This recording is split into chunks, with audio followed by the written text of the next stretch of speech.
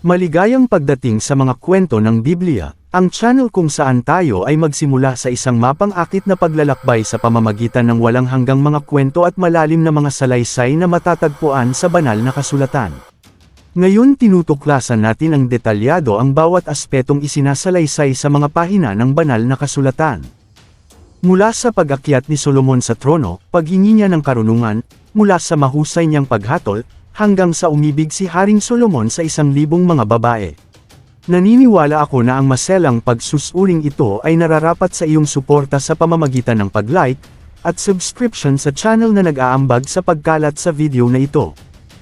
Kaya't halika, simulan na natin.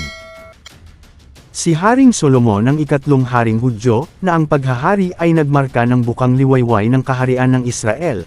Sa loob ng 40 taon na kanyang paghahari, hindi pinamunuan ni Solomon kahit isang malaking digmaan, siya ay naging tanyag bilang isang natatanging diplomat, at may akda ng maraming mga teksto sa Biblia, pati na rin ang isang mahusay na tagabuo, kung saan ang kanyang paghahari ay itinayo niya ang templo ng Diyos. Nang malapit nang mamatay si David na kanyang ama, inihabilin sa kanya, na magpakatatag at magpakatapang at sundin ang lahat ng iniutos ng Panginoong Diyos. Sundin ang kanyang mga pamamaraan, mga tuntunin at kanyang mga utos. Pagkatapos namatay si David at inilibing sa kanyang lungsod, naghari sa buong Israel sa 40 taon, 7 taon sa Hebron at 33 taon sa Jerusalem, tunay na matatag ang kaharian niya. Humingi si Solomon ng karunungan. Sa pamamagitan ng isang panaginip, ang Diyos ay nagpakita kay Solomon, na nag-aalok sa kanya ng kapangyarihan at kayamanan, bilang isang regalo, tinatanggihan ang lahat ng ito. Si Solomon ay humingi lamang ng karunungan, na kalaunan, ay ginawa siyang makapangyarihang pinuno, dahil nalugod ang Diyos sa kanya, binigyan din siya ng Diyos ng karunungan bukod pa sa kayamanan, binigyan din siya ng Diyos ng kapayapaan sa lahat ng teritoryo ng Israel sa maraming panahon ng kanyang pamamahala. Ang mahusay na paghatol ni Haring Solomon. Ang isa sa pinakapangkaraniwang paglalarawan ng tunay na ina ng isang sanggol, may 2 babaeng bayaran na pumunta kay Solomon. Nagtalo ang 2 babae kung sino tunay na ina ng sanggol at ang 2 ay dumulog sa palasyo at sumangguni kay Haring Solomon, kung sino sa kanila tunay na ina ng sanggol. Pagkatapos ng mahabang pagtatalo nagsalita ang hari.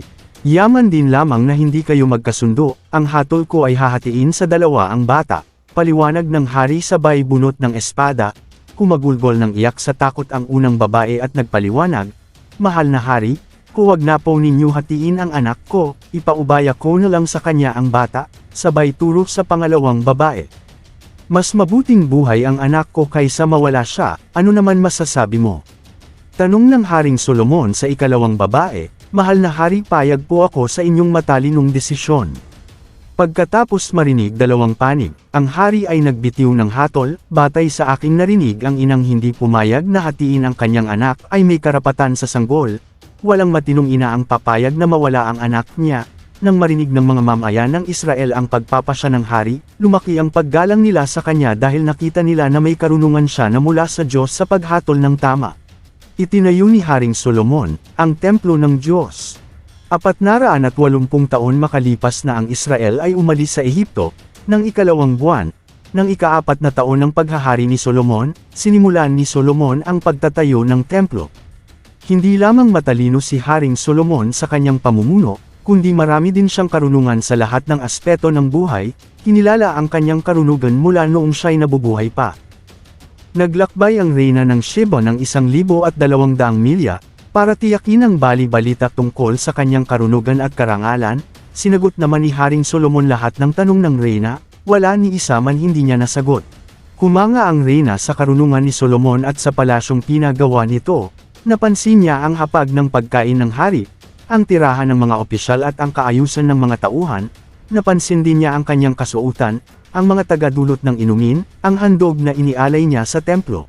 Hangang-hanga ang reyna sa kanyang nakita. Pinatunayan ni Haring Solomon na hindi lamang siya marunong kundi kanya rin namang inilalapat ang kanyang karunugan sa kanyang pamamahala sa kanyang kaharian.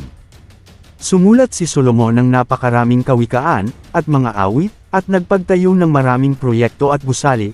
Nagtayo si Solomon ng mga barko, at nagkamal ng 2 toneladang ginto mula sa Ophir katulong si Haring Hiram, ang hari ng Tyro. Ang gintong dumarating kay Solomon taon-taon ay umaabot sa 23,310 kilo.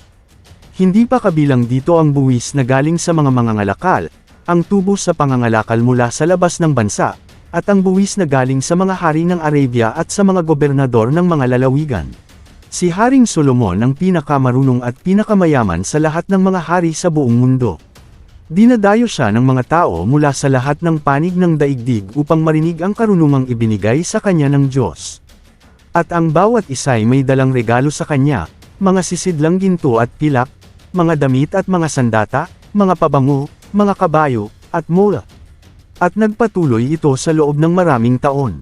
Maaaring ang pinakamahalagang proyekto ni Haring Solomon ay ang pagpapatayo niya ng templo ng Diyos, ayon sa tagubili ng kanyang ama na si David. Umibig si Solomon sa 1,000 mga babae. Maraming dayuhang babae ang inibig ni Haring Solomon. Bukod pa sa anak ng Faraon, may mga asawa pa siyang Moabita, Amonita, Edomita, Sidoneo at Heteo.